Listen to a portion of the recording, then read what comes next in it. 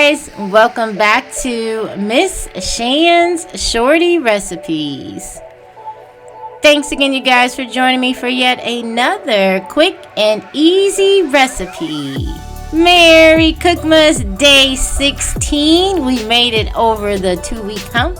Thank you guys again so much for joining me for this COOKMAS. For today's recipe, we're going to do an oldie but goodie just in time for the cold season, the winter season. We're going to go ahead and make the famous 15 bean soup. So as you can see, we're just going to take the 15 bean soup recipe right off the bat and make ourselves a nice pot of beans. There's only a few ingredients needed for this bean soup, but the flavor is out of sight. So hopefully you guys are ready for this recipe. If so, please go ahead and leave me a thumbs up. Also, drop me that comment down below. Share this video out. Definitely appreciate that.